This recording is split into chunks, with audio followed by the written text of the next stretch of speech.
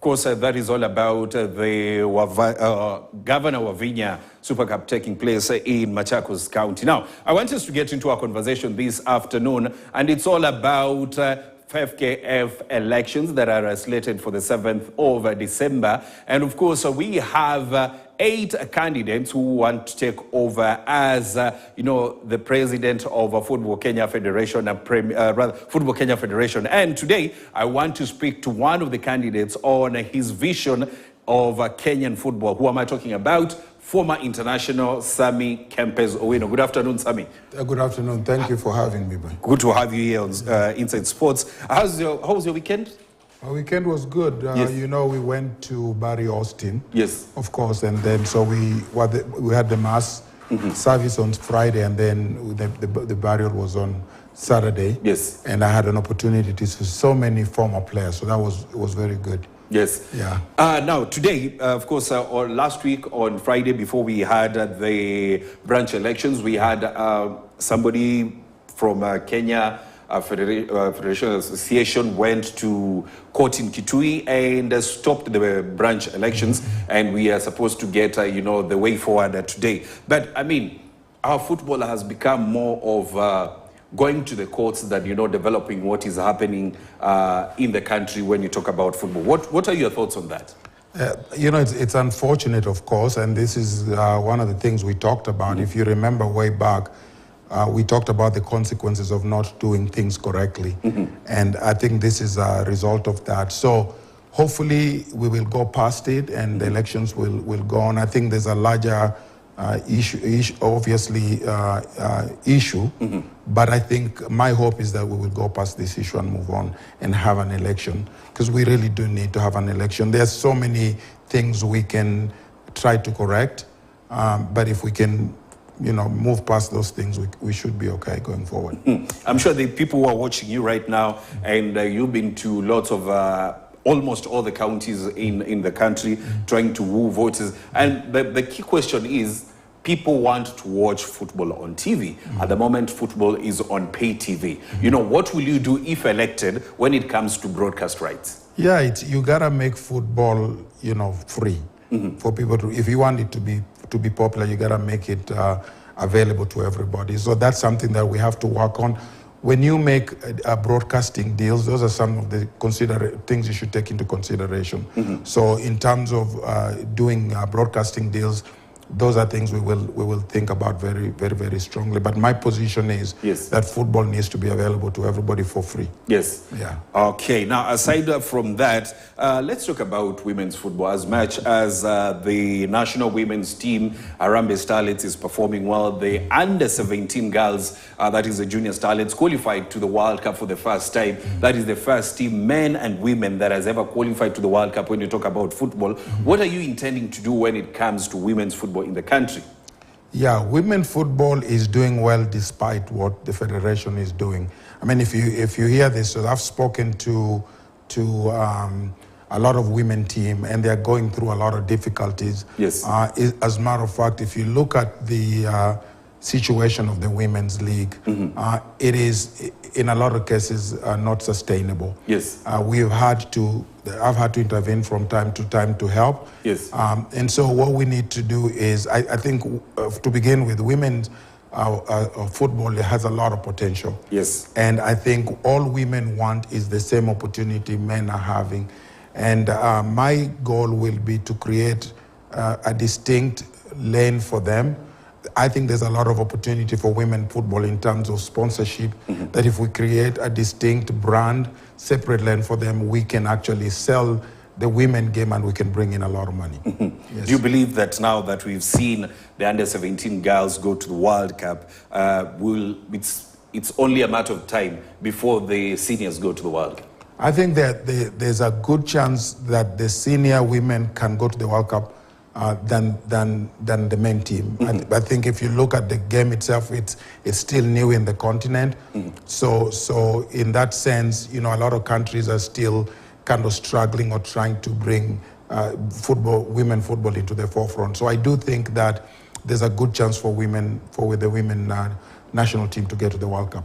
Let's talk about capacity building. If elected, what are you going to do in terms of capacity building? I mean, that you talk about administration from the different structures of the game in the country to coaching. What are you intending to do with that? You know, when we talk about capacity building, that's why infrastructure is important. When I talk about infrastructure, I think a lot of people don't understand infrastructure. Yes. Some of the people talk about infrastructure. I don't think they actually understand what infrastructure can do. Infrastructure, basically, what infrastructure does is bring about predictability and consistency in the way you are doing things. And if there's different areas of our football right now. I look at the youth football, I look at coaching, I look at refereeing, I look at leagues. So and there's other aspects of our football as well. So when I look at our football, I look at it in that there's different aspects of our football, and each one needs an infrastructure. And I'll just give you an example. I talk about youth football, which it's dear to me. But if I take coaching, for example, as we grow, for example, our leagues, especially in the youth area, we need coaches to be able to coach those primary schools that we're talking about, because we want to start academy from primary school level. We need coaches, so we need to have the capacity of coaches to be able to handle those teams that are going to be formed at the primary level. And the infrastructure that I have makes sure that that we have those coaches, because whatever infrastructure we build starts from the grassroots all the way to the national level, and provides the coaching that is needed. Those issues that we have in terms of providing, allowing people to go to coaching courses, we're going to remove those. For example, cost is an issue. A lot of coaches want to go to coaching courses, but cost is an issue. And then availability in some areas of the county, coaching courses are not there. So I do have a plan in all areas of our football that will create an infrastructure that will build the capacity that's needed. Now, there is also an area that, has not been tapped into, and this is building talent centers or partnering with schools. What do you intend to do on that? We haven't seen them so far. Exactly, and I think that's a very important question. Our football, if we want to be better in our football, we have to develop youth players. It's critical. I've never seen a country that does not invest in youth development that becomes better. How we perform long term at the senior level depends on the youth development. I was a product of Olympic Youth Center, which recruited me when I was as young as 12 years old. And if you look at how the national team did, how the clubs did, when that set of players graduated to become senior players, there was a consistency of good performance that was there. And so for me, it's important we have to have leagues, because we're so focused on tournaments, and tournaments does not create a good forum for development of players. So we need to go back to understand that leagues is the way to go. We need to start leagues from primary level, work with the Ministry of Education, and ensure that we have leagues from primary level. And also we have to have these centers, regional youth centers in every region. Because when we have to also have a way of identifying players. So we have to have a way of identifying players, and when we identify them, we need to be able to put them in a place where we can accelerate their progress and they can be challenged. So having youth leagues, besides youth league, there's going to be two levels of academy. One is going to be schools academy, and the other one is going to be an elite academy, for lack of a better word. And so people are going to have the option, young people are going to have the option of either playing in the schools league academy or playing in the elite academy, which is going to be a higher level. And then we're going to have an infrastructure that identifies a player regardless of where they are. And then we're going to have these county teams, regional teams that good players will be able to play for. And then lastly, we're going to have these regional centers that players who potentially could play for the national team will be able to come from. Yes. Now, you've spoken about leagues, and there's a question that most football fans in the country are asking. The top tier league at the moment, that is Football Kenya Federation Premier League, is run by the federation itself. Initially, it used to be run by an independent company. If you come in, what will we see it still being run by the federation, or it will be an independent company, you know, outsourced to an independent company to run that league? Yeah, the federation is not equipped to run the league. The reason is because people who get elected don't necessarily have the expertise that's needed. That's the case in other areas of our football. And I think as a federation, we need to identify areas of our football that we need to outsource. The Premier League is one of those areas, and we need to have experts run Premier League. Yes. And I, you know, if I'm able to get in as the president of the federation, yes, I will make sure that the Premier League is run by professionals and not necessarily, but it will be that board that is elected. We will have stakeholders, obviously, will be the Premier League clubs. They will work in conjunction with the federation. But for the most part, the secretariat will be people from outside the federation or the, you know, the teams themselves, the clubs themselves. Yes, and aside from that, we've just before when we began the show, we had the national football team, that is Engin Firat, speak there, and for a while he said that he's been saying that he's not been paid by the government for a number of months. I think right now it's almost 7 months. But in your own opinion, should the government be the one paying the national team head coach, or it should be the job of the federation? I think right now, if you look at the federation does not have the money to pay the coach. So it makes sense for the government to chip in. I think government is if you look at the Sports Act, the government is taking a bigger role in football. And I think it's just, I don't have an issue with the government helping financially in making sure that the coaches are paid. And so for me, it's okay for the government. But at the same time, the government is saying, you know, if we pay the national team head coach, then other federations also want to emulate the same. They want to relinquish that so that FKF can deal with its people in its own way. Ideally, it all depends, right? I think who pays the coach depends. I think that the government has a role to play, given the amount of involvement that they are you know, the Sports Act gives them right now. They have a role to play.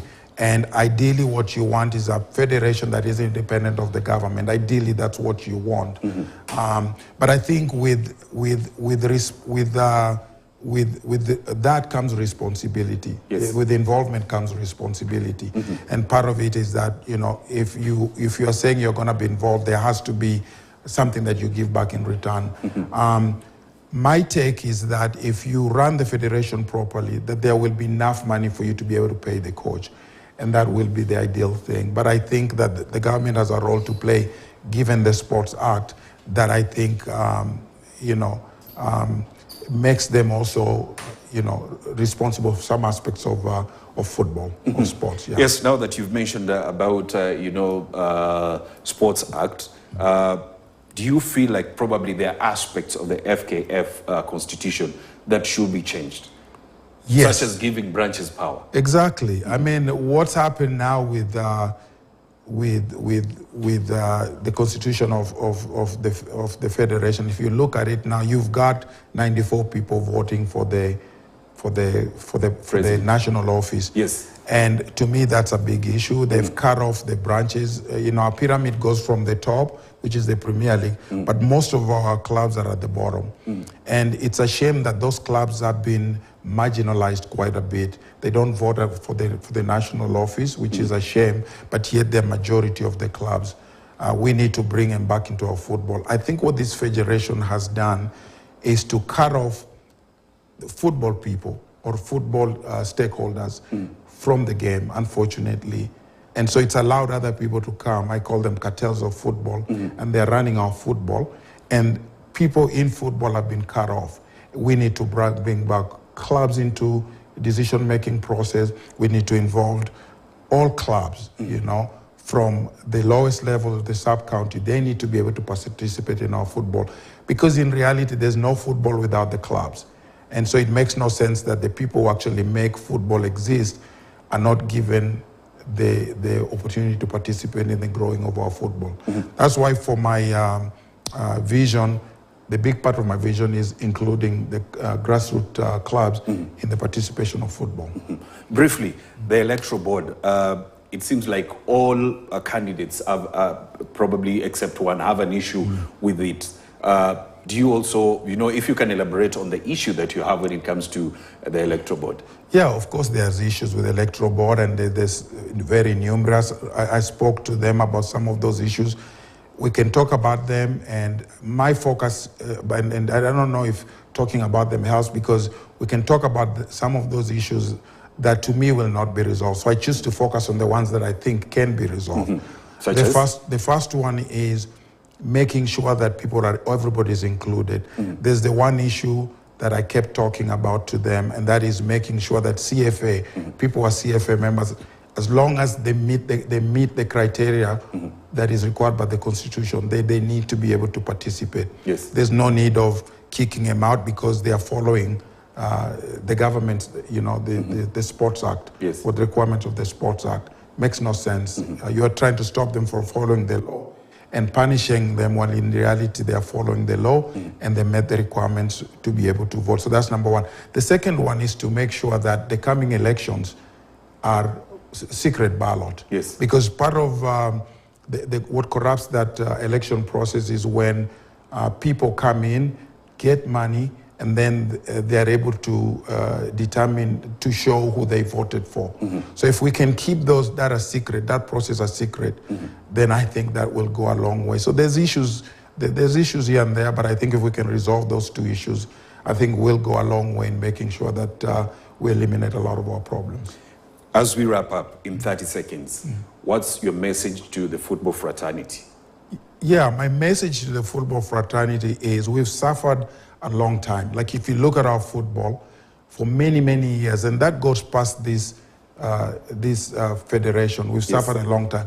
Now you have the opportunity to elect the right person. If you look at all the candidates, there's no doubt I'm the right one. There's one candidate that has run a tournament that goes away and comes back every time there's an election.